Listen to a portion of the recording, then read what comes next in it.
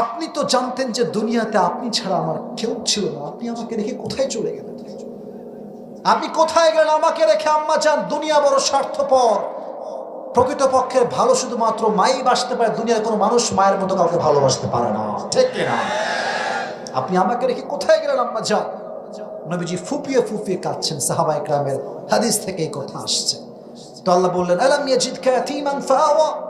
নবী, আপনি তো ইয়াতীম ছিলেন, আপনাকে বড় করেছে, আশ্রয় দিয়েছে একজন। তিনি কে? এবার আল্লাহ বলছেন, ওয়াজাদাকা দাল্লান ফাহাদা। ও নবী, আপনি পথ ভুলে গিয়েছেন, আপনাকে সঠিক পথের দিশা দিয়েছে একজন। তিনি কে? এবার আসেন একটা সুন্দর আয়াত, সুন্দর মোটিভেশন। এটা বুঝতে হলে আমাকে জবাব দিতে হবে। আল্লাহ বলছেন, ওয়াজাদাকা আইলান ফাআগনা। নবী, আপনি একজন গরিব মানুষ ছিলেন, আপনাকে ধনী বানিয়েছে কে?